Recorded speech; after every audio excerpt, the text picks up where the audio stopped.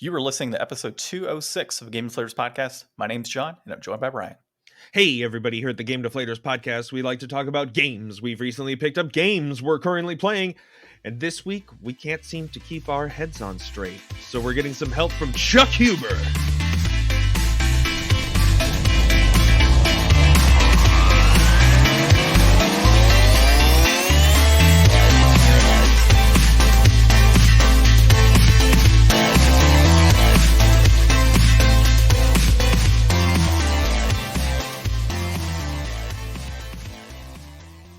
So I'm pretty excited about this, man. We had Kyle Bear last year. We're going to get Chuck Huber this year. He's had a ton of great roles. So Stein with Soul Eater and Dragon Ball Z. He did Emperor Pilaf, one of my favorites. Shin-Chan, he played the dad. I always forget the dad's name, but I love me some Shin-Chan. Hiei and YuYu Hakusho, tons and tons of roles. We'll have an interview towards the tail end of the episode, so you can hear all of our great updates like normal. And then we'll talk to Chuck. Woo! Woo, good stuff. So, to start the episode, you can, of course, find us on the GameDeflators.com, our out-of-date website, social media, at Game Deflators on Twitter, at The Game Deflators on Instagram and Facebook, and, of course, the podcast app you're listening to now. Leave us a 5-star review. Ryan, back to you. Hey, so I guess we're starting off with me this week. So I picked up Persona 5 on Game Pass. I'm so looking forward to that. After the abysmal torture that was never actually playing Persona 4 for 2 years. I'm excited to play this one with no strings attached. I already told my wife we're going to play it together, and we're probably not going to finish it, so that takes a lot of pressure off of me. And with a game like Persona, I don't have a problem with letting her like look up guides and stuff, which is usually a thing that I don't like doing, that she likes doing. But for RPGs like this, it's fine. I'm going to keep my 13-year-old joke out of there with you not finishing. But and subtly, it's still there. That's the great part. Yeah, that's real subtle now. I like how you just are very upfront with her to be like, yeah, we're not going to finish this game, but we're going to play it together. Mm-hmm. Yeah. Well, a 120-hour game, no, that's not something we're ever going to be able to finish together. Like, that would be every night of our lives for like the next year. Yeah. So, yeah, go on. I've got some updates of my own, but go on. We need to hear what else you got. So that's all I've picked up. Honestly, man, I haven't really been playing too much games lately. Like, I pretend like I'm still playing God of War, but it's been like a couple weeks now, honestly. I moved my wife's PlayStation into my room so that I could play it, and I just never got around to it again. I do think at least once every other day about Street Fighter and how I would like to play some Street Fighter and practice some stuff, but like I was just starting to get to the point where I was, figuring out very basic things, not even combos yet, just like little like 2-hit strings or something. So like, I don't know. I feel like I need a people. So maybe I'll reach out to somebody. Maybe I can call on Mendachi or somebody to hang out with and learn some of that. And then other than that, I've been just doing my own thing. I've been getting more back into art again and doing a lot of miniature art. I don't know if I said anything before on the podcast about like my little miniature thing that I posted. You talked about your Gundam. Yeah, the little custom kitchen. Gundam. Yeah. So yeah, by the way, is that Carnage Zaku. Is that Ava Unit 1 in your kitchen display too? I keep seeing. Yeah. Okay, I thought so. I was like, he's the chef. Okay, I thought so. He went out and caught the angel himself. It's fresh. So we are going to be going to UbuCon next week. And when we went to a con this last, when was it? Was it July or August? It was August for Game On Expo. For Game On? Okay, yeah. I saw a guy with like a phone on his hat, with like a scroll text message or something. I was like, oh, that's cool. I should get a hat with like our logo on it or something. That'd be cool. So I decided to take this idea to the extreme, and I didn't just mount a phone to a hat. I turned a phone into a billboard and made a hillside underneath it. Oh, that Ein in the background. That dog. You need to put him on your Full Metal Alchemist circle in the background. Transmute some silence into him. I So I went full out on this. I thought about it and I executed it in about a day. I'm very happy with the way it looks. This is my first time doing like mini terrain, and I'm super excited to go show this off. And I've decided, you know what, maybe full cosplay isn't for me, but maybe for cons and stuff going forward, I can just make cool hats with like displays on the brims.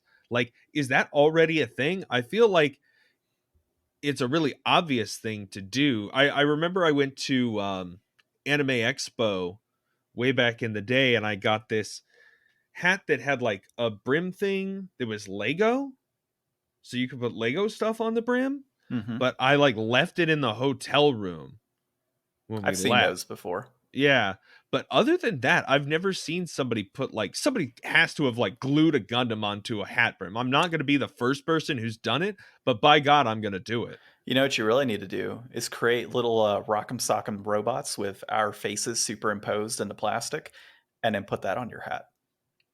Have the world's first hat that is also a game that you can play. Yeah, and like everybody comes by and like they play Rock'em Sock'em robots on your hat, and we talk to them about the podcast. I thought about doing one that would be like the same kind of idea, like the phone for the display, but like have it be like, you know, maybe like an 8-bit logo of ours, and then like two like little like people sitting there with controllers and like a little console, like it's a TV. I can ask my brother to create, like, he's been wanting to redo our logo anyway, not redo it, but like freshen it up, and I keep telling him no.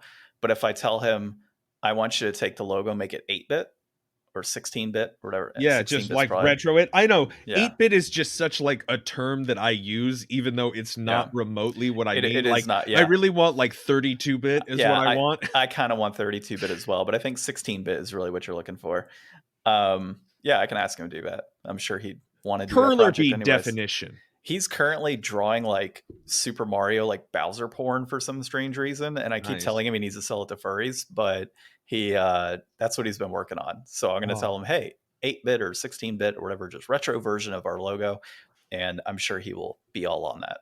So right, that'd be pretty cool. Yeah. So let's see my pickups. So anyways, hold on. Go on. Shameless plug for myself. Go check out the stuff that I've been working at. You can find me at No One You'd Know on every social media. Selfish. Go ahead, John.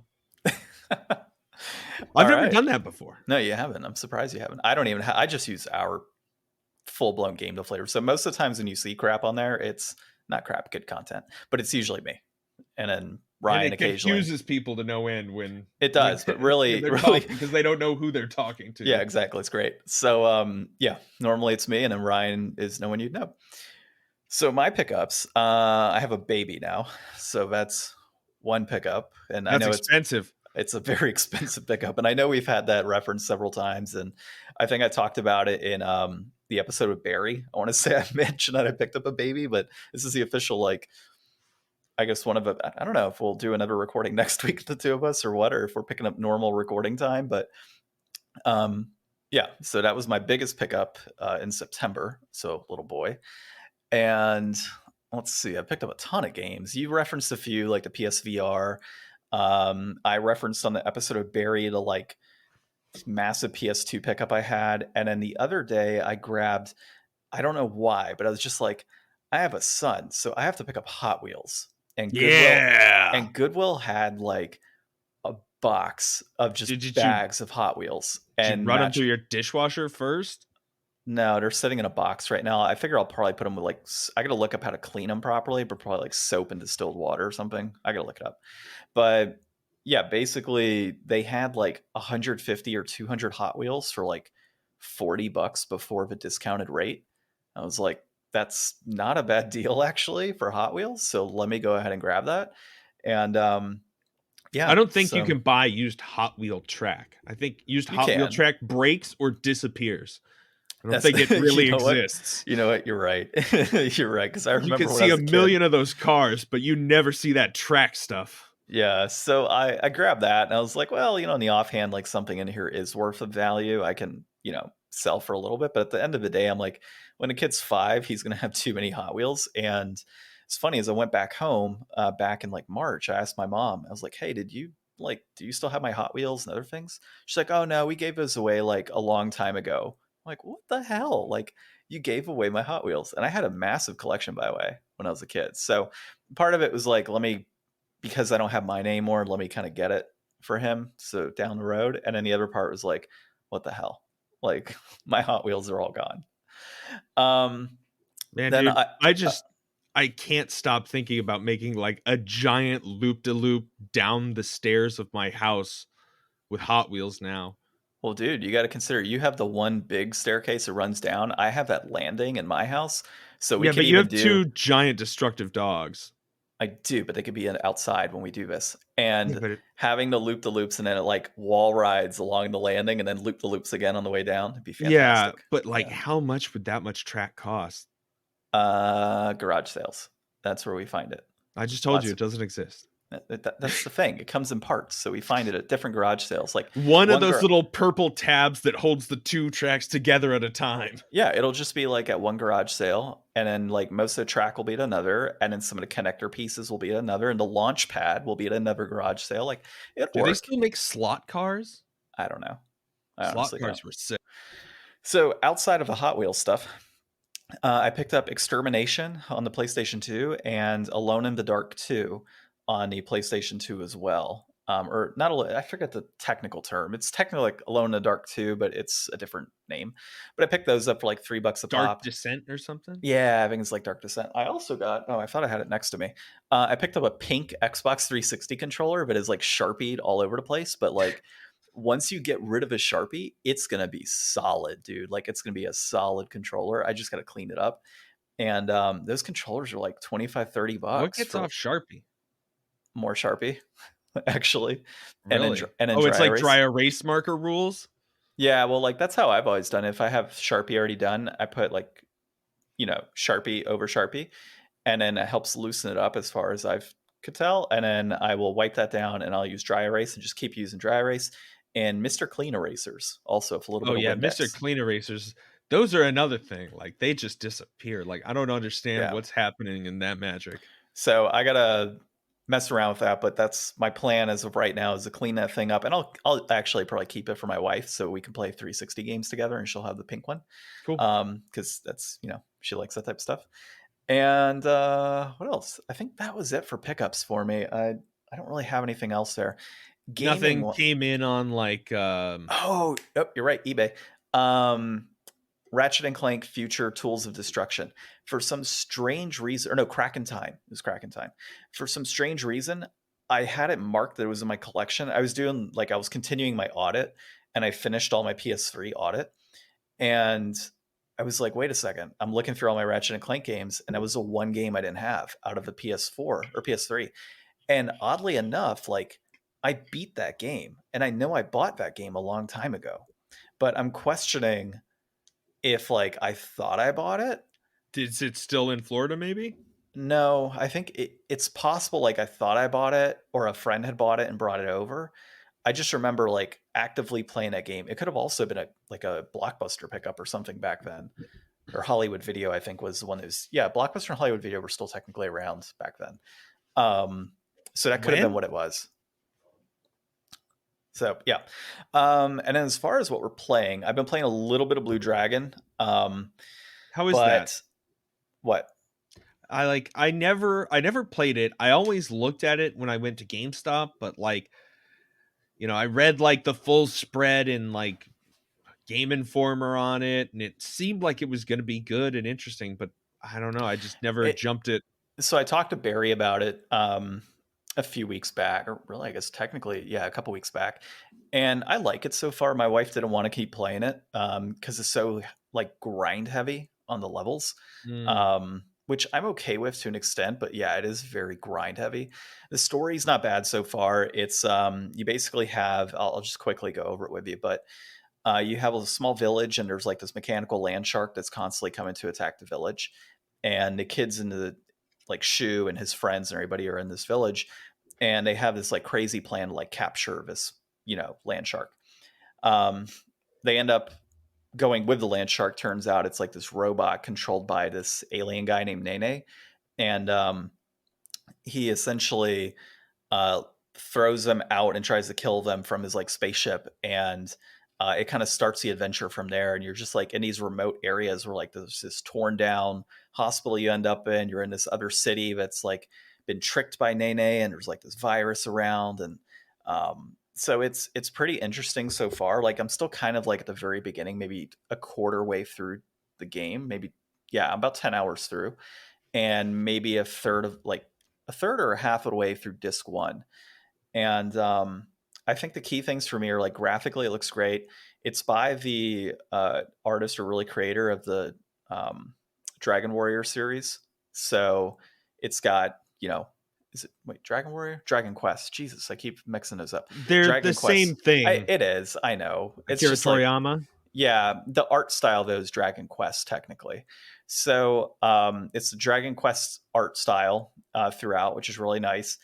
And in general, the music is really good on this. The controls are pretty good. I like the combat system. The magic is a little more unique in that the more you hold it and charge it, the better it is, and you have the ability to kind of gauge when it's released. Yeah, I mean the only thing, like the only big qualm I have is the characters are very short with like their speech. Like it's almost like it's lackluster to an extent. Like from a development standpoint of the characters and how they talk and how things go, it's just very short, quippy points and not a lot of dialogue happening. And that's the only thing I've noticed is like really rough. And then I Not a guess lot of character development. there is some, but like it's just the dialogue is just not as there as it should be, like with other games so far. And then the battle music is decent, but like the fight, like boss battle music is stupid. Like it's the same song for every boss battle so far, and it's like this 70s hair metal song in the background talking about like this is it, the final battle, and like this guy screaming. It's it's ridiculous, dude. So like that's the one negative for that. But I'm enjoying it. So we're playing that. We've been playing a lot of Beat Saber actually. So we're both like pretty good at hard now on Beat Saber. And I can't get to expert yet because it's just far too quick and there's too much going on. But I think I'll get there soon. But like hard mode, yeah, I could pretty much finish up any song on hard right now without Nice. fail. A bulk of them. And then played a little bit of other VR stuff like Eagle Flight, and there's this other game where you play as like this blind woman, but it's like the frame rate is so bad in that I get motion sick. Like Beat Saber, no problem. Flight of Eagles, okay, but you're flying, so you get motion sick from that. And then that blind one, I forget the name, but oh my god, dude, it's so bad. Like there's a reason it was free on the PlayStation Store. I've never asked anybody about PSVR. So when you're playing, can she see on the TV what you're seeing? Yep. Okay, so you can do it together. That's the one thing that sucks about the Quest is that it's just you. You can't share the experience with anybody else. Yeah, so it's kind of cool in that respect. Like, with horror games and stuff, whenever I decide to play that, like the other person can see what's going on and laugh because they'll know what's happening. Whereas Quest, like you said, you can't. The one downside that there is with VR, at least from a Beat Saber standpoint, is like we can't put in custom songs like you can on like some of the PC versions of VR. Because of licensing and other stuff, whereas PC there's like workarounds, so we're kind of restricted to what's there. Hey, so if you want to get crazy, you can actually hook up your PSVR to your computer. The one guy that I love, Super Bunny Hop, he actually did a whole thing where he basically went back and started playing N64 games and GameCube games and stuff in PSVR on his computer through like running like 10 layers of programs. But like he said that it was like super cool, and like one of the best experiences is F-Zero GX.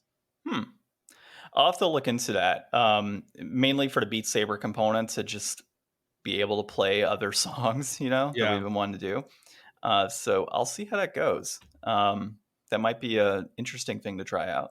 The one thing though, so like the Beat Saber, if you have Beat Saber through like PlayStation, you're likely not going to be able to access your copy of Beat Saber on the computer because PlayStation's probably not publishing it there.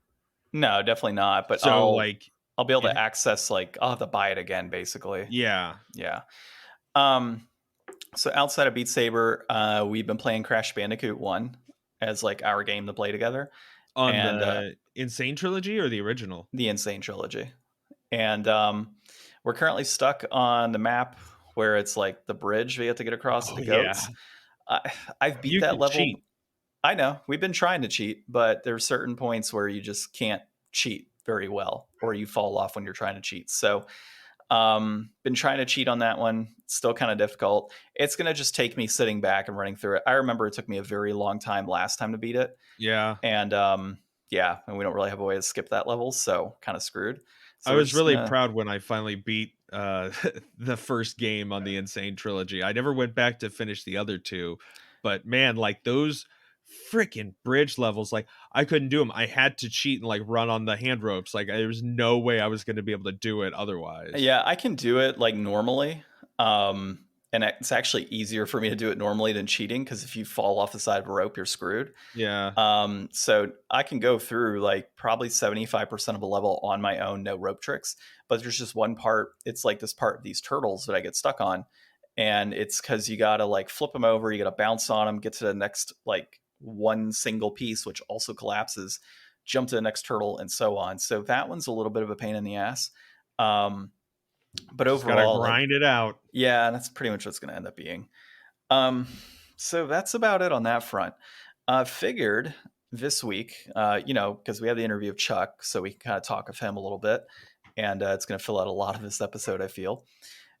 One big thing I wanted to talk about that just kind of got announced the other day was the Silent Hill 2 remake, as well as Yeah. Silent Hill F, which I am extremely excited about. Obviously, I don't think Silent Hill F is the like final name; it's probably a code name, but My wife even was like, "Oh my gosh, we need to play the Silent Hill F game." And I was like, "Oh, you heard about that, huh? Cool." yeah, right. So I am pretty stoked about that. Like, I Does love F stand for flower? maybe And that's what I'm guessing from there's the a lot, trailer. well, or fungus. There's like fungus everywhere. Mm. Um, so I love Japanese settings in games. It's just one of the big things for me. And when I saw that, I was more excited about that than the remake of Silent Hill 2. And one big reason I was excited about F versus a remake of 2 is, where the hell is number 1? What is it with these, like, why are you Yeah. starting with number 2? Like, number 1 is like how it all kicked off, unless you're trying to like But boost excitement. 2 is the one that people like more. Yeah, because it was on PlayStation 2 and it doesn't have the PS1 graphics. Like, if you reboot Well, it Silent has the Hill, better story from what I hear too. well, sure. Like, I get And I that. mean, I'm imagining that if they're skipping 1 and they're doing 2, I don't know how much they have to do with each other because I've never played any of them.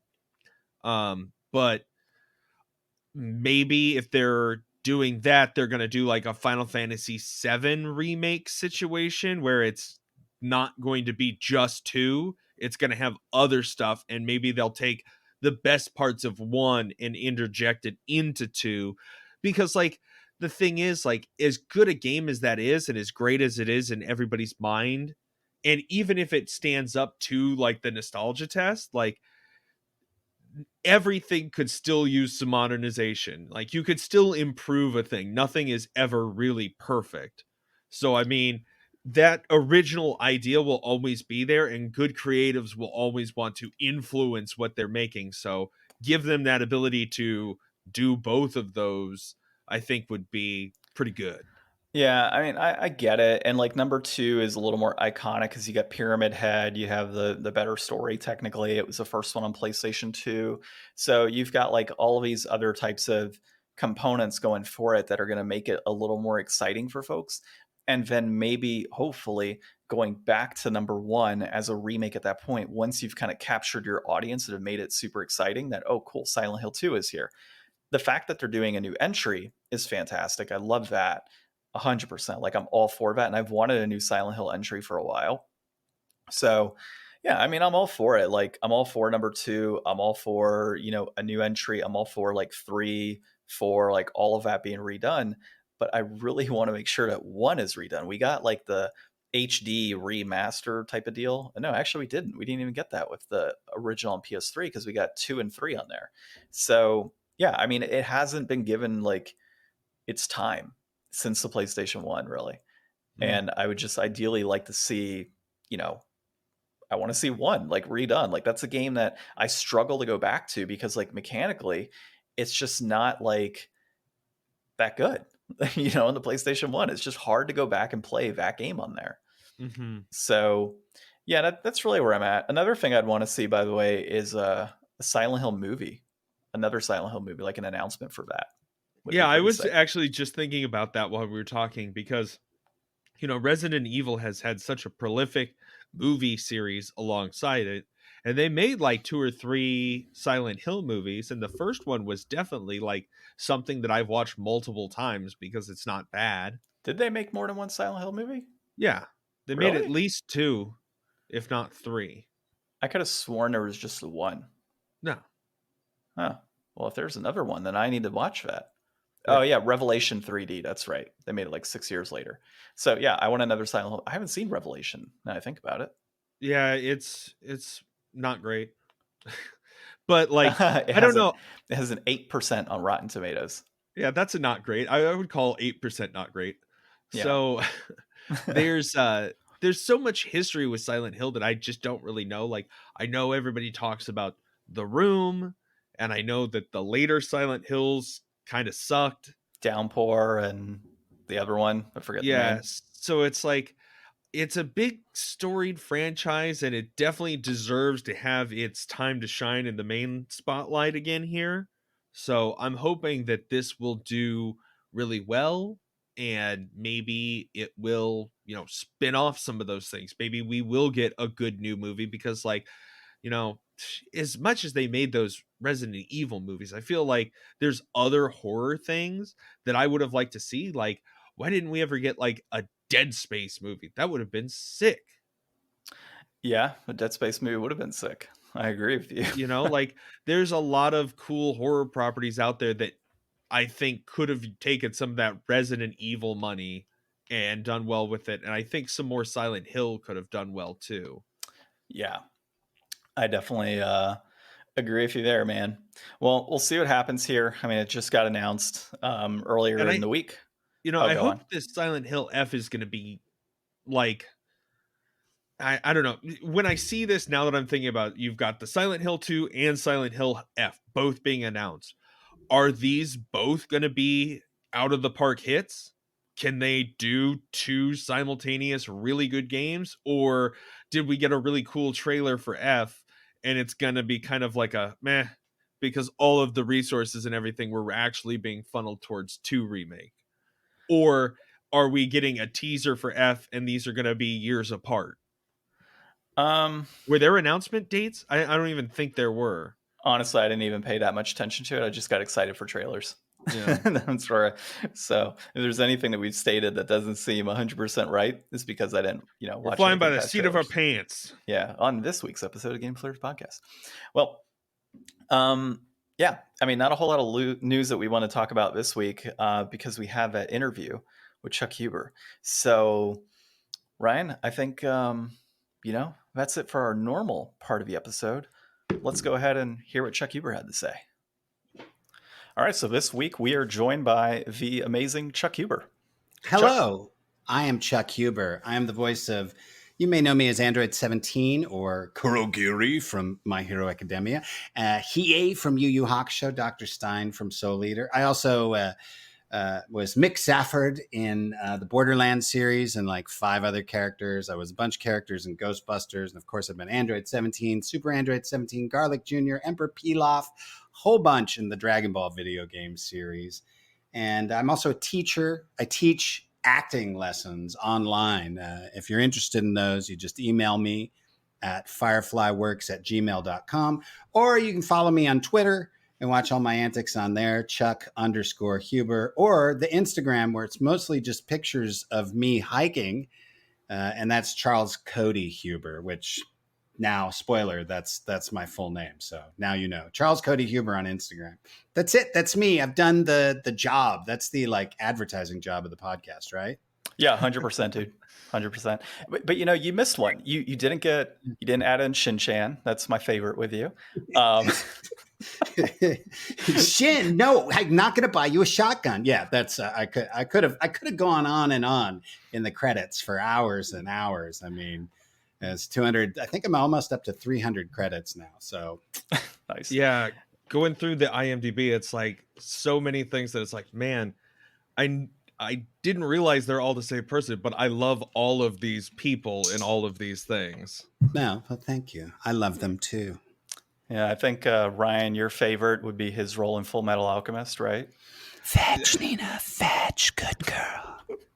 Yeah, I've got a little alchemist summoning thing here. My dog lays on it all the time, and he's always commenting on it.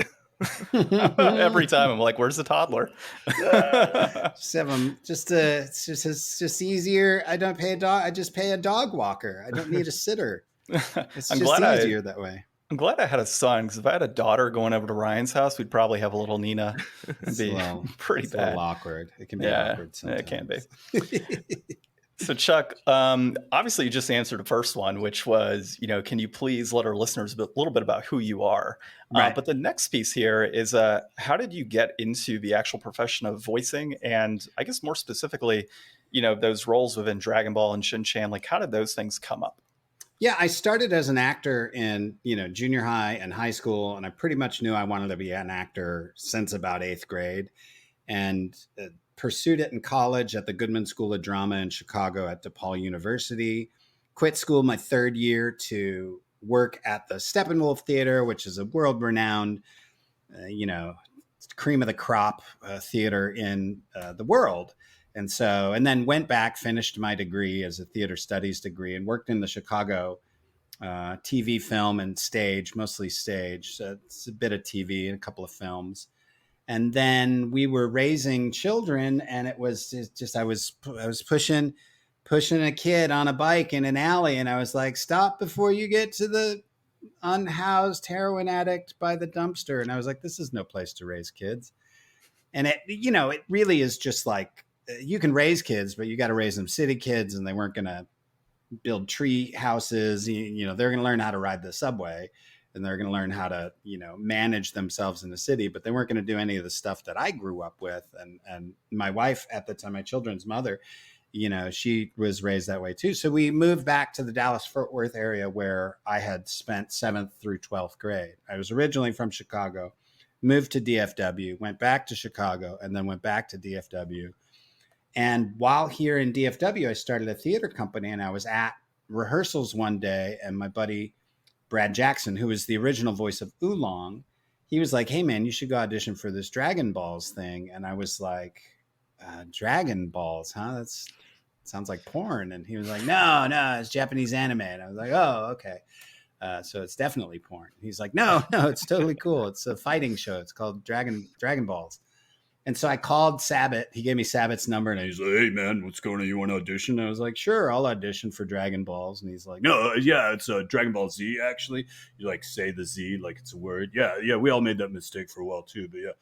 And so I went and auditioned, and I had been used to really sort of professionally run auditions with like a receptionist and a sign-in sheet and sides where you looked over the sides, in the waiting room, and then you were called in. And this was just kind of like, "Try to find our office, man. We're like on the 1st floor. Like you go through all these boxes, you'll see us. The studio's back there." So I was like, "Okay, I'll do this," because my buddy says it's fun. And I went and auditioned. First thing I got was Garlic Jr. And Sabat was like, "Here, do you think you can do this like this little like short alien?" And I was like, yeah. And I was like, "I'm going to push you into the dead zone." And he was like, "Oh man, that is like great. That is like really awesome, man. Oh yeah. Yeah. Do you have like time? You got time like right now to record it?" I was like, "You mean I got the part?" He was like, yeah, no, I mean, that's great."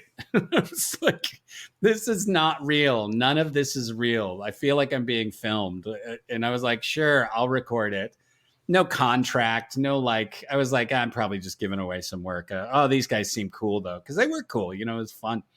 Goofed around through the whole session, laughed a whole bunch, had a blast doing it. And John Bergmeyer was the engineer, the first engineer, and we recorded the first. I don't know. I forget. It was like a 5-episode arc. I think we recorded the first 2 episodes that day, and then I had to come back in for the next 3. And I didn't think it was real, and he made me like write my address and my name and my address on like a little torn piece of notebook paper, just so I could send you a check. I'm like, yeah, sure, dude. You're going to send me a check. I believe you. But then like 2 weeks later, I got a check. I was like, all right, game on, man. I'll do this all day long. It was like cash money for doing funny voices. That's it. And so then I was in, and there weren't many of us at the time. And the idea of working at Funimation was kind of looked down upon by the artists of the DFW sort of theater scene because they weren't actors. I mean, Sabat was an opera singer. Schimmel was a professional French horn player, which we now use as a kind of like, we now use that as like an acting insult to people. We're like, what are you, a professional French horn player? And not that Schimmel, Goku's great, but it's just a funny joke. So they weren't really, wasn't really an acting group. And Sabat used to say that I was the first real actor they hired because they were just hiring like friends and family, to do their little Dragon Ball Z thing. They didn't do auditions any of the regular ways. It was all just sort of word of mouth. So that it was kind of looked down upon. And it's so funny because now it is, of course, huge. And I'm so thankful that I was somewhere inside me found the humility, just the last little scrap of it to be like, okay, this is cool. I can do this instead of being snotty about it. Very lucky to just have walked into that audition that way. Nice. Yeah, that's awesome. Those are I mean, sometimes you just got to be in the right place at the right time, but that sounds like a really cool place to have been at the right time. Yeah, it's true. You do have to be, because students will ask me, they're like, how do I get into it? And I tell that story and I say, yes, someone gave me a number and I got the audition. I was lucky. But that doesn't happen if you're, bagging groceries at the grocery store. It happened because I was around other actors. Yeah, you got to put in the work. Yeah, other actors know what's up and they know what's happening. And especially when they're young, they want to share their information and, help you succeed. Like it's a really loving, giving community, especially at the beginning. It gets a little more, truncated as we get up in the sort of realm of career professionals. But people are still genuinely, try to be genuinely helpful to you so that you can know where the good auditions are, good places to work. That's what I say. You got to be in the industry if you want it to happen. People are like, I want to work at Funimation and be an anime. And I'm like, well, you can laser focus on that, but you better have a job that you also love. Because if that's all you're going to do, you're going to spend a lot of time working really hard to try to maybe get an audition. And if you really want to build a base of, having an actual career, you need to do all the things that actors do. Ryan, Chuck actually many years ago offered me to roll a barking dog #1 in a future anime. I'm still waiting for that breakout session. Did I really? You did, actually. I must have been drunk. What was I thinking? we might have been. We've had a few late. That might have been back when I was directing. I directed for a while. Yeah, dude. Yeah. I'll put you as barking dog #1. Yeah, I got a good laugh out of that one years ago. Ryan, I think you had the next one here. Yeah. So I mean, long illustrious career. You already went over a whole bunch. What's like your favorite voice that you think you've done, or maybe specifically a video game voice that you've done? I will say that my favorite video game I've ever worked on was the Borderlands series because it was incredibly written, but not only incredibly written, they were very free with the actors. They cast the actors correctly and then let the actors do what they do. So there was a lot of improv and a lot of sort of feedback from you as a creative, you as an artist, as to what you thought the character should be. And that is the type of relationship you always want as an actor. You want to be able to, and I tell that to students too. I'm like, you don't want to be good at something you don't enjoy doing, and that specifically referencing like doing some voice that's hard on your voice, like they'll want to do some voice that really, really hurts. And I'm like, you don't want to do that. You want to do the voices that feel good to do. You want to do what you love to do. You want people to love what you love doing, because that's going to create a career that you really, really enjoy. So that Borderlands experience was like that. And I can't remember Jared. I can't remember the writer's name, but he was incredible.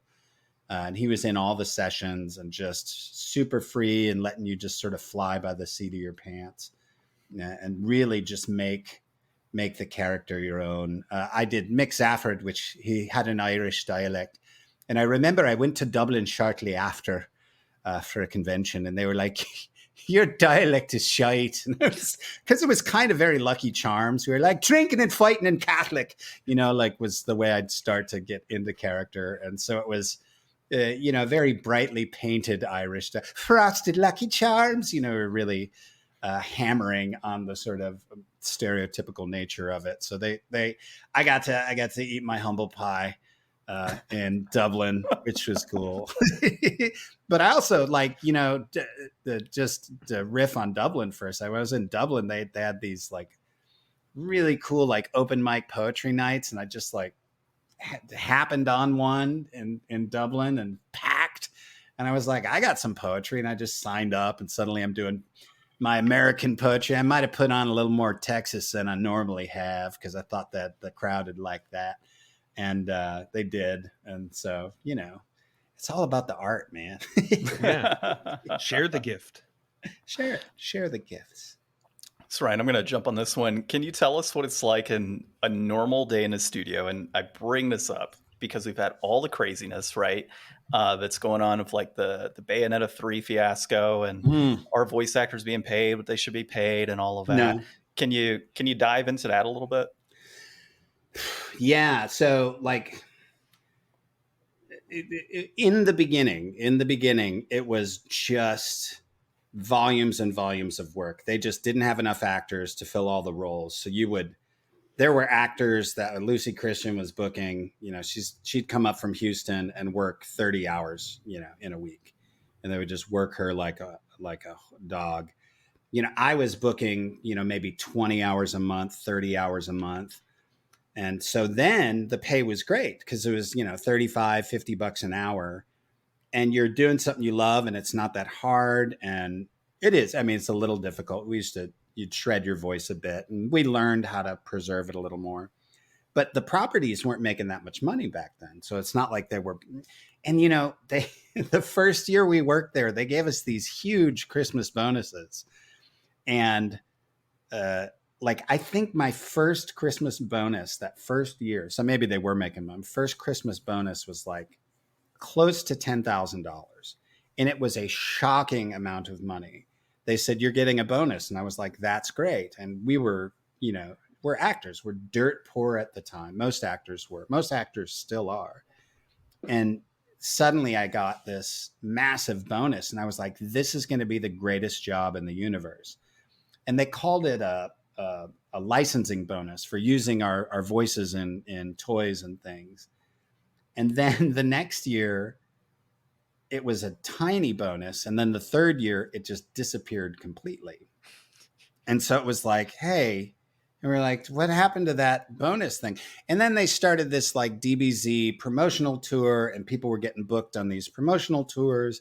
That's kind of when conventions started happening, and Funimation would start to bring you to conventions. They'd pay you a little stipend, but you could fly somewhere for free. But nobody was selling any stuff at the table. But it was like a free weekend trip. So you're like, yeah, okay, I'm not going to complain. And then, 10, 15 years later, you start to realize that they are making, this is, Dragon Ball is up there with any other property in terms of the amount of money that is made. And as far as like, I don't know if her name is Helena or Hellena. I don't know how to pronounce it correctly. Her throwing down the gauntlet and saying $4,000 is not enough. It's she's not doing it for her. People are like that. You know, there's two sides to the story. People are like, that's so selfish of her. But she knows she's torching her relationship there. But what she's doing is laying the groundwork for the next actor that comes along in those private negotiations. They will have the leverage to say, how much did you lose not using her?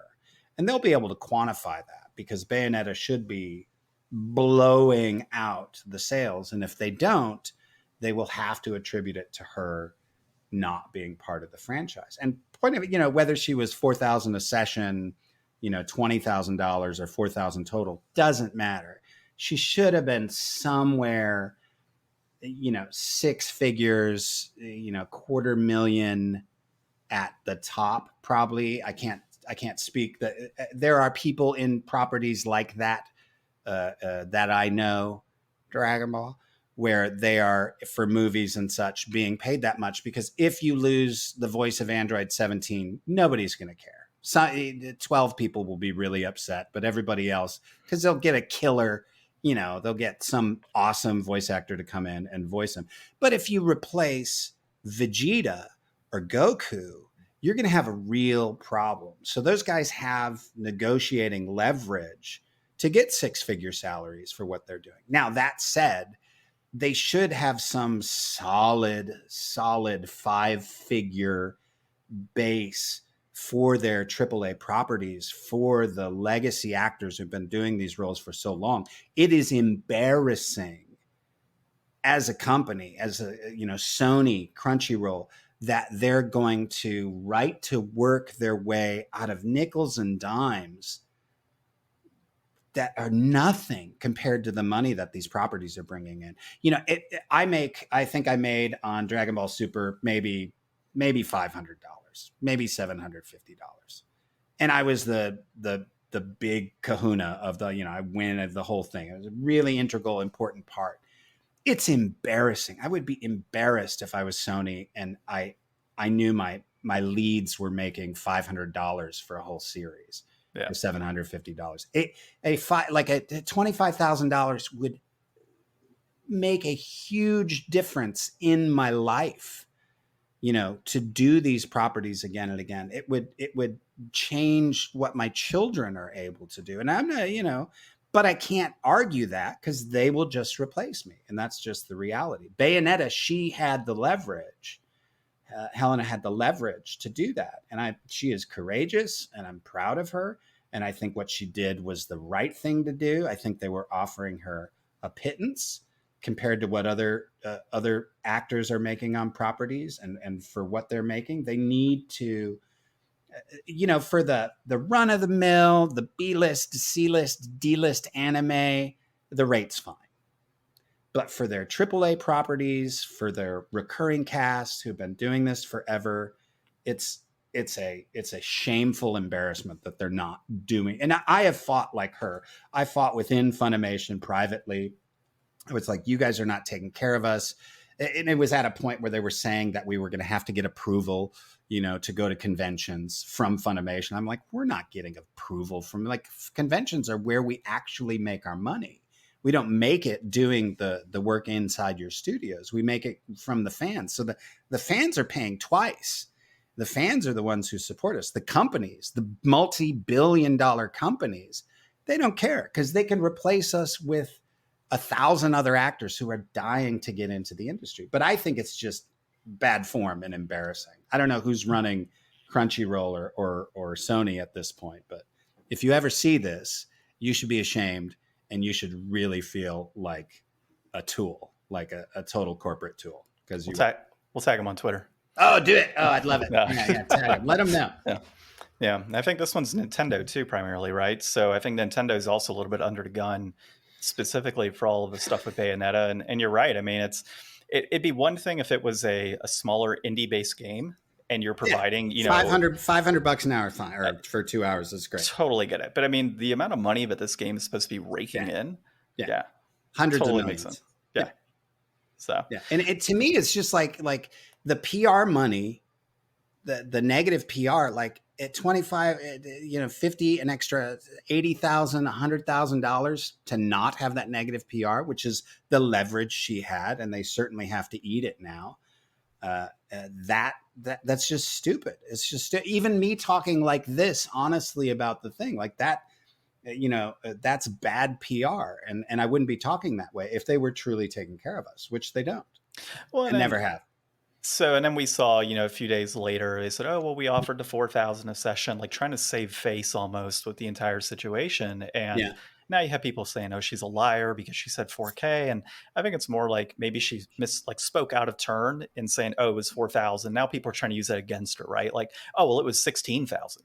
It still doesn't make, to your point, it still doesn't matter. Yeah. Whatever it is, the money that the people aren't paying wouldn't be missed where it's going. The people who are getting that money on the other end, they wouldn't even notice if that money wasn't there, and they're just shafting everybody under them. And, so many other industries that are just adjacent, there's residuals, there's huge contracts, just because it's a different type of the same work doesn't mean that it deserves less, take home for the people putting in the effort. Here's the deal is that she is a test case. She is saying, I believe I can hurt your property, and I believe you should have paid me, and I'm going to hurt your property. Now, if Bayonetta sales are gangbusters and through the roof and over what they expected, we all lose.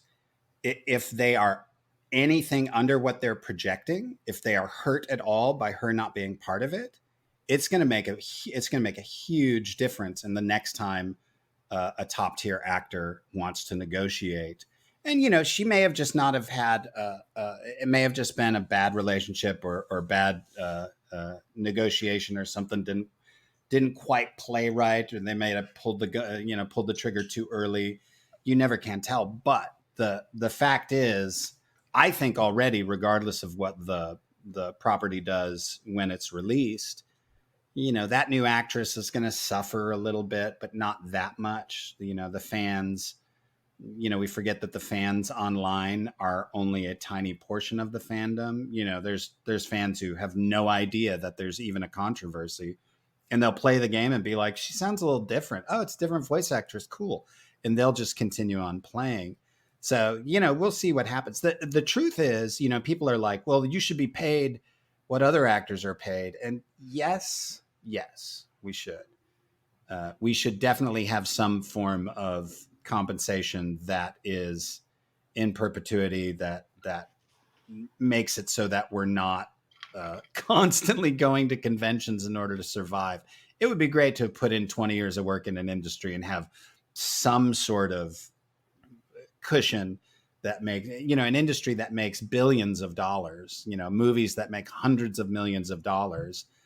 But the truth is, you go to some of the financing companies and our names mean nothing to the properties. There's companies that you attach certain actors to a property and they'll give you, $5 or $6 million because those actors are attached, Antonio Banderas or John Malkovich or Helen Mirren. As soon as you have them attached to a property, financing companies throw you money because they know how much that name is worth.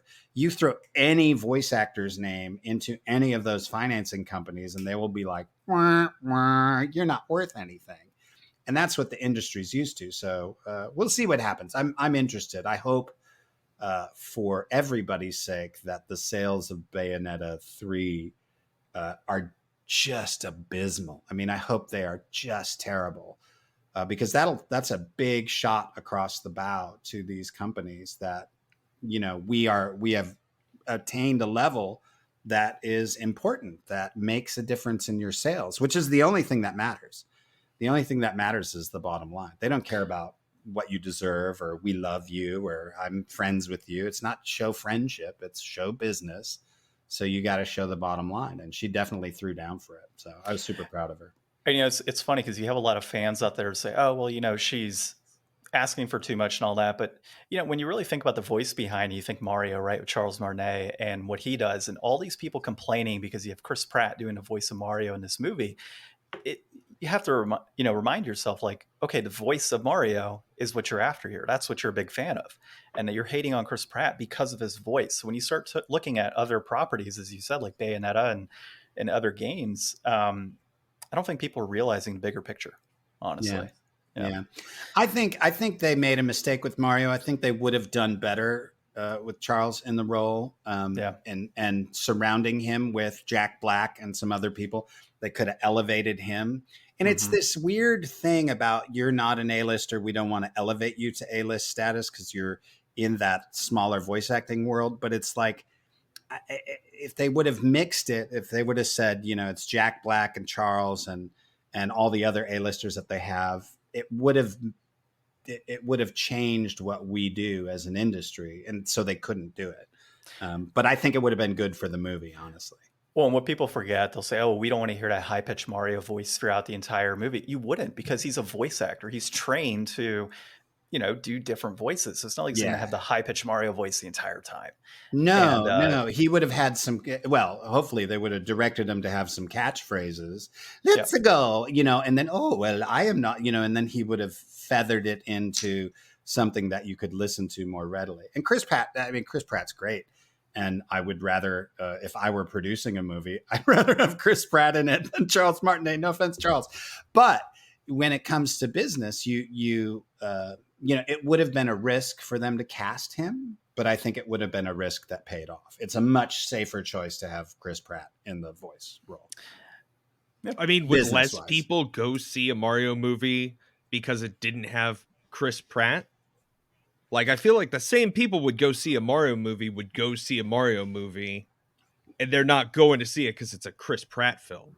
Yeah, and this is where those because nobody pays for a movie with their pocket money. It's all financing companies, and they all have algorithms, and they plug a name into the algorithm, and you plug Charles Martinet in it, and it comes back Bupkis, and you plug Chris Pratt into it, and it comes back, I can give you $50 million. Yeah. It's a risk. I think it's a risk that would have paid off because they would have paid him less and made more of that back. Yeah. I mean, if who knows what they pay, because I don't know if they pay Chris Pratt $10 million for a voice role. But let's assume it's $1 million. They would have paid Charles Martinet at least $250,000. So it's a $750,000 savings. I don't know. Yeah, that's probably not box office really difference as opposed to the star power you get. Yeah. Yeah, it's a risk, but I think it would have been a risk that paid off. Yeah. I think their box office numbers would have been really good. They'll probably still be pretty good. Yeah, get some riskier producers out there. It's tough. They die really quick because they take that one risk and then it's over. They don't pay off, and then they're like, I guess I'm back to selling tile. Yeah. So going into people voicing different characters, is there a particular character that you have always wanted to voice but didn't? Well, I'll tell you this. I worked with some people from Pixar on another project and listened to the way that the Pixar team works on a project and how they approach the story and the art form and the collaboration. And I would love to be, and I know I'd never be, not right now, maybe in the future after I become more marketable, but I would love to be any role in any Pixar movie, any semi-substantial. I mean, I'd be happy just to be like, here's your change, just for the joy of that. But I would more than that, I would love to contribute and be part of the whole artistic process in terms of the whole plot line and the characters, because they really care about the artistic process. And like Miyazaki, I'd love to have been in any of his works, just to be in. And I got close with the Hosada movies, Boy and Beast and Summer Wars.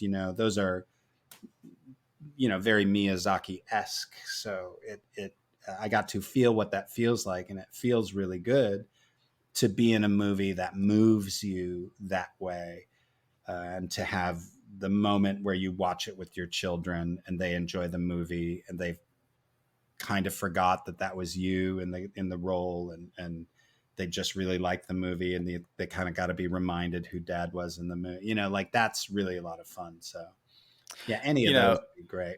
The Miyazaki one's an interesting one because like Howl's Moving Castle always stands out to me. And kind of going back to that discussion a moment ago, you have Christian Bale in the lead role as Howl, and then you have Todd Haberkorn sitting there as a prince with like 2 lines at the very end of the movie. Right. Yeah, it's just kind of crazy. Yeah. Christian Bale said it recently. He said, any movie that I get Leonardo DiCaprio's already passed on. So there's a pecking order. There's a pecking order to stuff. There's a pecking order in the voice world too. There used to not be. It used to just be like, well, there's 12 of us and we get all the roles. So, yeah. I mean, that was very beneficial at the beginning. And COVID, I mean, the really fascinating thing is that we had popped up to a certain level prior to COVID, but then COVID hit as My Hero was cooking. And COVID, everybody ran out of stuff to watch. And I got like 43 nieces and nephews, and none of them cared a lick about me being an anime for the past 20 years. And then COVID hit, and suddenly, you know, these nieces and nephews are like, you're in anime? And I'm like, yeah, I'm in anime. And they're like, whoa. And even my children they weren't that into it. And now they are. And, you know, sending them to school with autographs because they got friends who like it. And, you know, not huge recognition, but, you know, you're at a Hot Topic and someone knows your name and they're like, are you for the voice of Dr. Stein? And you're like, yeah, I am. Or at a, you know, whatever games. It's usually GameStop or Hot Topic where you get noticed. Yeah. Know your audience. Yeah. COVID did that though, because the people ran out of stuff to watch, and suddenly the anime base grew really, really large. Yeah, not COVID related, but I started watching One Piece, which is a poor decision on my part to go through that entire series. My son, he's 500 episodes in now. He started during COVID, so yeah. I'm at 330, and I started last month. Oh my god! So having a baby will do that, right? Too much time on my hands. Yeah. But I mean, I got to stay up till like midnight, 1 o'clock to feed this baby every night, and it's been like that for the last month. So you know, but I didn't realize, but you were the voice of the guy that like has the big lion or something and rides lion tamer emoji. Yeah, I was laughing so Ricky hard. Buggy, no. Yeah, I heard that voice and I'm like, that's Chuck, 100%.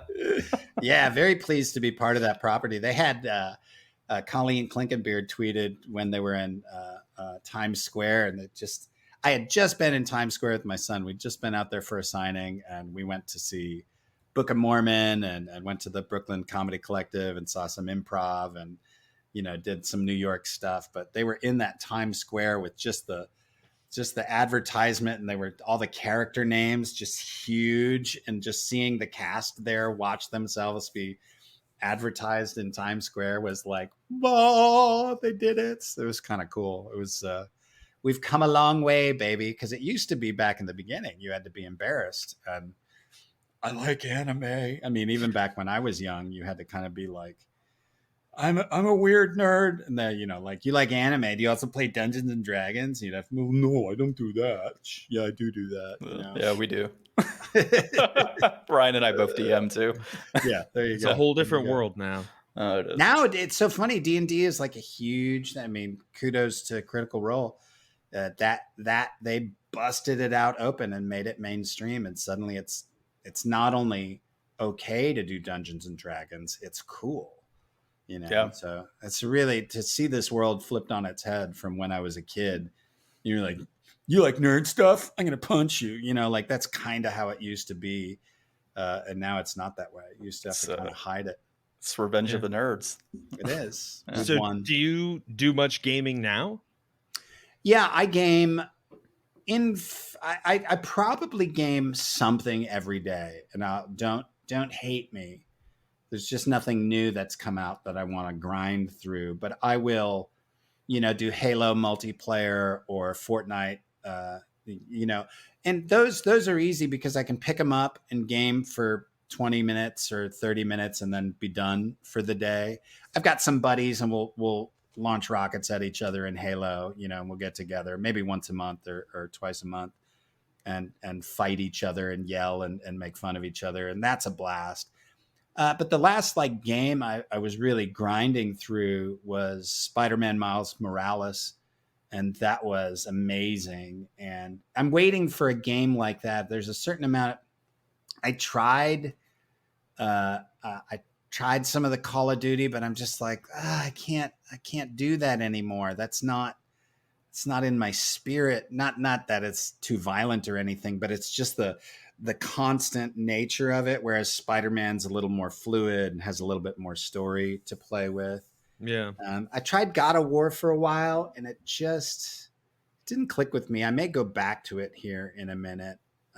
Problem is, I switched to an Xbox from PlayStation because to game with my buddies, I know, but to game with my buddies on Halo, I had to have the Xbox, and I could put the PlayStation in here as well and do the whole cord switcheroo. But I'm really bad. I'm not bad with tech, but I'm able to dress my cables properly with what I have right now, because I got to swap monitors and swap Ethernet and from Xbox to computer, and so like I've got enough right now. If I had that third switch, I'm like, oh, too much. Too much. And I want to add. In my office, I want to add a projection screen too. So I'm like, I want to get that done first before I add the PlayStation back in. But yeah, those are the games I've been gaming recently. Do you have a favorite gaming console by chance? So I think years ago, I wanted to say you told me Sega.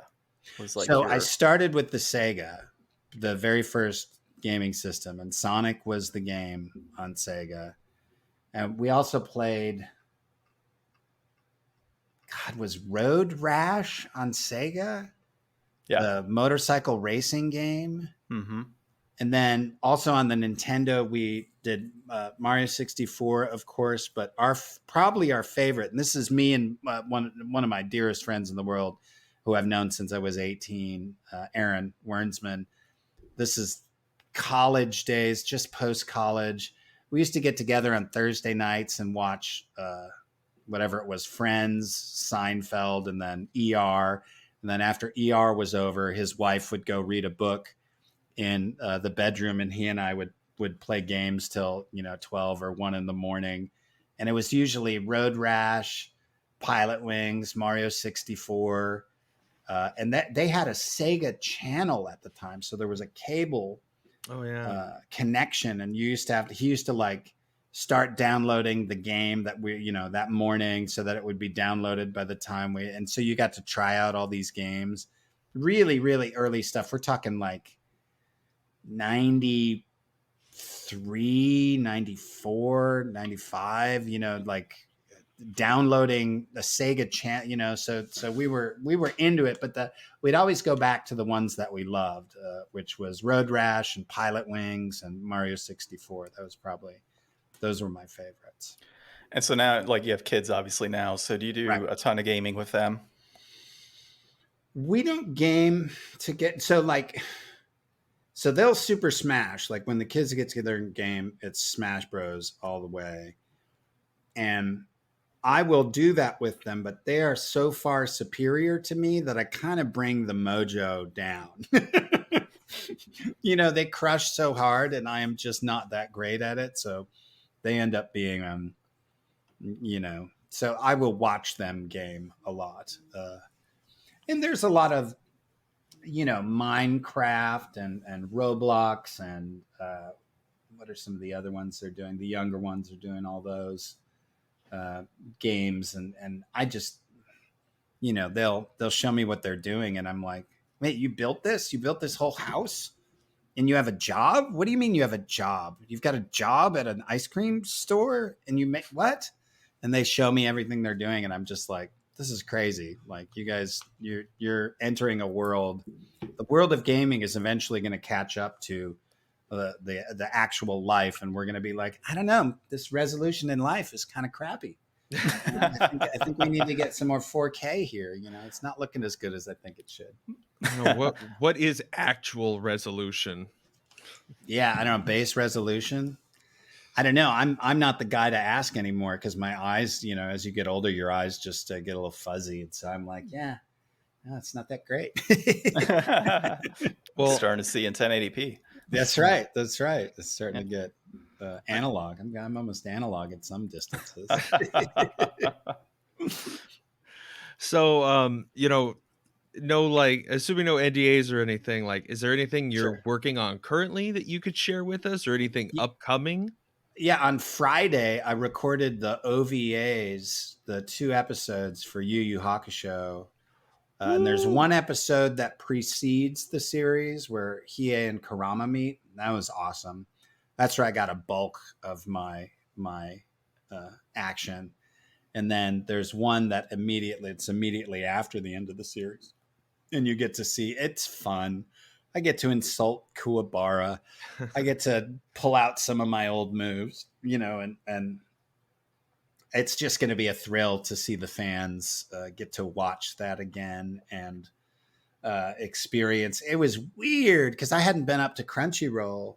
Most of the stuff during COVID was all remote, and I don't do that much anymore and don't really audition. I've started auditioning again. I kind of took a little like 2 or 3 year hiatus. I was like, I'll keep doing the roles that I've always done, but I don't need to audition right now. And just recently, probably the last 6 months, I was like, I think I'm ready to audition again.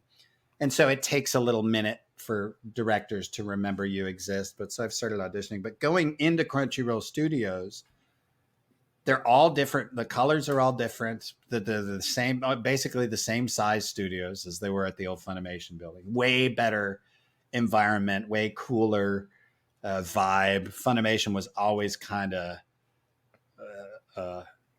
it's a little ratchet. Funimation was a little ratchet.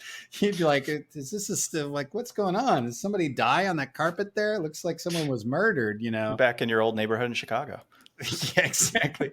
And they so Crunchyroll definitely had a slicker vibe to it, but it was recording Hiei again in a studio that's the same size and shape but colored totally different, bright and shiny and all perky, and hearing everybody's voices again and insulting Kuwabara again. I told Justin, I was like, man, I feel like I was in a coma and like came out of a coma after 20 years, or like I died and came back to life in a different universe. I'm like, it really is tripping my mind out to be back here 20 years later.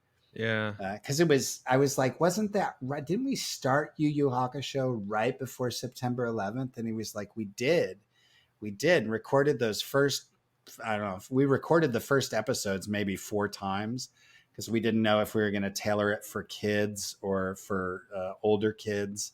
And so they kept rewriting it and we were trying to figure out where it would land. But I was like, that whole moment in my life, 2001, I was 30, 29, and then 30. So you're just coming into it.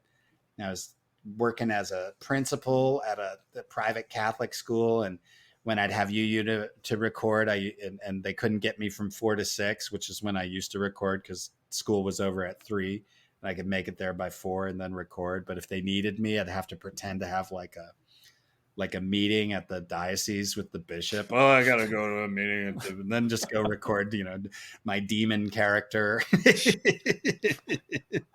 Don't tell the board. Your principal is a dark demon. I always forget that you were principal at a Catholic school. I know, it's wild. I forgot about that. It started because I had. No, say that again. I said a man of many talents. Yeah, for sure, sure. Jack of all trades. But yeah, it was. It started because I didn't want to send my kids to public school. So I had the first one and I was like, I can't afford your school, but I could do your school play, which I see you've never done one in the past 5 years. And they were like, you're right. We haven't done one. They're like, bring your kid to school and do our school play. And then eventually by the time I had 5 kids, it was like, I better be the principal because I can't afford it any other way. But that's how it happened because you just kind of got sucked into it and then you keep doing it because it's, you got to pay the bills. Yeah. So what's like the next big thing that you're working on? Like, we know you're going to work on that projector room at some point, but what other kind of big projects do you have in the pipeline for yourself? I just 2 days ago finished the first draft on a one-man show about Nikola Tesla called Nico.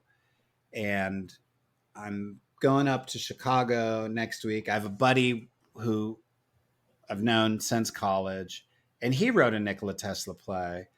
And he wrote it kind of for me. And the first one, I was like, I've got different ideas. And then he was like, well, those aren't my ideas. And then we kind of were like, shook hands, like, okay, this collaboration didn't work out. Because as artists, you want to make sure that you want to work together. And so I've written this one, not based off his. I kind of had already started it, but I know what his is. And so I saw what his was and saw how it could fit perfectly into mine. His is like the last night of Nikola Tesla's life in his apartment in New York, talking to his pigeon, because he was in love with the pigeon for the last part of his life. True story. And working on his death ray for the government. And my story takes place based on Nikola Tesla's autobiography, where he says he used to get these images that were real, and he could put his hand through them. And the only way to get rid of the images that he was seeing, that were essentially what he said were hallucinations, except he was perfectly sound of mind, was that he had to bring up different images and sort of push the images away. And he said eventually he ran out of things that he had actually seen. And so he'd have to imagine objects and places and people. And so he began to travel. And he says that, and as unbelievable as it may sound, in my travels, I went to countries and places and met people and had friendships, and they were as real and as important to me as any I had in this life. And so my play is based in his mind over there. And where I think they might connect is his is the sort of a fever dream of his last night before he dies. And so my Tesla is stuck in his mind in one of these journeys, trying to get back to where he is. And so he can kind of flip back and forth between the two plays, just cut scene by scene by scene. And I think it'll work quite well. He's got like 28 pages and I've got about 48 pages. And so it'd be like a 90-minute one man, maybe two-hander. So that's really what I'm interested in thinking about next for sure. And I've turned in some auditions for some of the cool Funimation properties too. Good thoughts for me on those. We'll see if they want to use me. As they remember me, they'll be like, now let's use Chuck. Well, that sounds really awesome. I don't know that much about Nikola Tesla, but I definitely know more now. Oh, he's fascinating. If you want to know about Nikola Tesla, a lot of people say his autobiography titled My Inventions they say it's a fairy tale, it's a fantasy, but I take it at face value and as gospel. I'm like, this is what he believes and these are his truths. And he tells a story about when he got a bunch of beautiful stories, and I can't put them all in the play. I wish I could. But one of the stories he tells is they climbed up a mountain one day and were playing this game where they would throw a snowball and it would gather up snow, and they would see who could make the biggest snowball and who could go the farthest. And he said at one point, one of his snowballs overcame the inertia and just continued until it was as big as a house and thundered off the side of the cliff. And when it hit the ground, it shook where they were at. And he said that ever since that time, he was fascinated with the idea of feeble actions having an effect that was, greater than the sum of their parts. And so, he tells a story about almost drowning and a flash of light and how he was saved. And he's like so a mythical creature in his own right, and probably suppressed many of his ideas. I believe the government's probably keeping us from much cleaner, more efficient ways of living that would not be and that's my half of the play is kind of about that for sure. And we'll see. Hopefully my buddy and I'll click and they'll be cut together. If not, I'll sort of write my other half of it and do mine on my own. But this guy's is a pro. He's produced a bunch of plays, so he would bring a lot to the table too. So I'm hoping that send good thoughts that works out. Even if it doesn't, it's just going to be great to see him next week. So I'll be keeping an eye on that. Have fun. Yeah. Yeah. And it'd be the type of thing where I take it to different cities, and I would start by bringing it, in connection with conventions, because it'd be a perfect add-on. You just find a theater, throw the show up, promote it to the conventions. It's an upsale. It's, a ticket sale, to a captive audience, and you have it be one of the events. Well, you got to come out to Phoenix so we can see it. Oh, heck yeah. Yeah. Phoenix would be a good, awesome spot. Yeah. So I know that you're a man of many, many stories and funny stories at that. Can you tell us a funny story? It could be at a convention, day in the life of Chuck. A funny story at a convention. Probably the funniest thing. It's one of the weirdest things that ever happened. Was we were at a panel. It was one of those like me and Steve Bloom or something, and this girl got up and asked a question, and she was like, "Would you touch my glass eye?" Whoa. And I was like, "Hell yeah, come on up here, girl." So she came up, and she had a glass eye, and she was like, and I was like, "I can just poke it?" She's like, "Yeah, poke my glass eye." And I was like, "Dunk, dunk, dunk, dunk," just poking this girl's eye. And but to me, that was kind of beautifully emblematic of what the convention scene is all about. The thing that you're embarrassed about in regular life becomes the thing you stand up and say, "Let me highlight this in front of a room of 500 people in a way that is comedically hilarious." Power. Yeah, no, it was great. It was great. That's the type of joy that those conventions bring. No. I remember when I think the final year I was running mine, I had a banana, and I was having all the actors, everybody sign a flipping banana. That was I believe I signed a banana. I'm not sure if it was your banana. It was my banana. Did I sign your banana? Oh yeah, you signed my banana. Good to know. Yeah. Yes, I did sign that banana. That's we'll leave all those jokes for the listening audience. Yeah. All right. So last question here for you. And we ask this of all of our guests, but do you have any words of advice? And you kind of dove into this earlier, but any words of advice for somebody who's interested in going into your career path? Yeah. So I kind of highlighted the difference between wanting to be a Funimation or Crunchyroll, sorry, old habits die hard, Crunchyroll voice actor in anime. That's a very specific thing. If you want to do that, you have to be in the Dallas-Fort Worth area. But if you want to be a voice actor, you can start in your home for very cheap with a USB mic and some, thrift store bath towels and a closet. And if you can record with negative 60 dB as your floor, so like when there's nothing happening, your mic reads negative 60 dB. And like, if you can do that, then you're ready to record for indie level stuff. And then all it takes is, and this is the advice, the superpower that humans have, the reason we're the dominant species on the planet is because we are able to take one step in front of the other towards an objective, a herd of buffalo, and just keep walking towards them and consuming calories while we walk, staying alive as you take step after step after step until they, your goal, run out of energy. And then we poke them with sticks and then we get a bunch of calories and we're able to dominate the whole earth because of that one skill or ability. And you can apply that skill or ability to anything in your life, anything you want to do. It's what we teach in the class.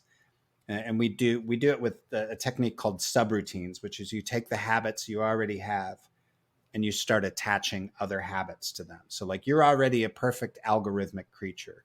You already have an artificial intelligence on the level that we can't replicate in a computer that we know of yet. It probably has, but it's not available to us yet. So you people are like, I don't have great habits. You have perfect habits. Now just to start attaching the habits of identity that you want to those habits you already have. You wake up every morning, you take a shower, you drink coffee, you go to work, you come home from work, you open your computer, you get on Twitter. All those things are habitual. And we have these screens. People always say that time is your greatest resource. It's not. Your attention, your ability to focus your attention on something is your greatest resource. Because as soon as you lose that ability, all these corporations and technical objects who have billions and billions and billions of dollars of science and research and just designed to take your attention away from your goals and give your attention to their bottom line. So it's about being able to know what you want, know what the habits that a person who has what you want, what those habits look like, and then day by day, step by step, one foot in front of the other towards that goal, and you will get there. There's nothing that will stop you. You may not get to exactly where you thought you were going to be. I never thought I would be a successful anime voice actor, gaming voice actor. That was never in my thoughts or in my cards. And suddenly I was, but that's because I just kept putting one foot in front of the other and listening to the opportunities that came to me. I mean, there's a great urge to push away something because it's not what you've set in stone is the thing you want. You have to be flexible to what the universe is saying to you and respond to it. And if you are, and that's the other thing I tell people is that if you either can figure out how to enjoy the process or pick something for which the process is already very enjoyable to you, not the product, not the opening, not the screening, not the, when the game drops and everybody's talking about it. Not that. Everybody enjoys that. There's nobody that doesn't enjoy well, I don't really like premieres. It's awkward. There's a lot of times I don't like people. Humans make me. I like people. I don't like crowds. I don't like small talk. But the product is not, everybody enjoys the product. The successful people enjoy the process. So if you enjoy the process of making a podcast, if you enjoy the process of auditioning for, voice roles and, books on tape and, educational things, if you enjoy all of that and you enjoy the process from soup to nuts, you will be successful. So focus on things that, or figure out a way to enjoy the process of something that you want. If you don't enjoy the process, do something different. And that's the other advice we always give. If you want something different to happen in your life, you have to do something different. It's never going to change. It's not never going to change. Occasionally things change just miraculously, but your ability to affect change is more useful than your wishing for change. If you're sitting at home sad because your life isn't the way it is and you're not doing anything different, and we talk about it in terms of video games, you're stuck in whatever level. When you're stuck and you can't get out of it, the ice, it's a Zelda ice level. It's like, oh God, I don't know how to get out of here. If you don't know how to get out of a game level, you just start doing different things. You're like, I'm going to throw chickens. I'm going to smash pots. I'm going to move every stone I can find. And you flip and keep doing, keep moving, keep changing until the doors open. And so many people just stop and say, it's not changing. And it's never going to. You got to be the one that changes. And literally just start throwing chickens, smash some pots, make something different happen. I will very often in the middle of a day just try to do something that I've never done before. Just whatever, just a little accent of something different that I've never said or done, or throw on a song and start dancing. It just changes everything. If all you do is the same thing over and over again and you're never doing something different, it will never change. It's never going to change. So it's up to you and you got to do it. That's some good advice. Yeah, that was some definitely good advice, actually. Yeah. I mean, I agree with everything you just said. All right. Good to know. Yeah, good to know for sure. No, I mean, it's great because, like, some people will get on and they'll say, oh, well, here's 3 or 4 things. And you just like gave like not only, proper advice for getting into that career, but just life advice in general. And I know that I've been around you quite a few times, so I've heard very similar speeches from you. And yeah, it always just kind of takes me back. Yeah. Well, Chuck, thanks again for hopping on our episode. We definitely appreciate having you on. My pleasure. I'll come back whenever you need me. Awesome. Well, we'll have you on in the future. You'll have to have different questions though, because all my answers will be the same. It'll be an X-rated episode. Perfect. So, Perfect. We'll talk about. I'm not going to go. You and I have had some funny conversations. We'll hold that for a future. But this has been episode 206 of Game Deflators Podcast. My name's John. I'm Ryan. And we've been joined by Chuck Huber. Thank you. And thanks for listening.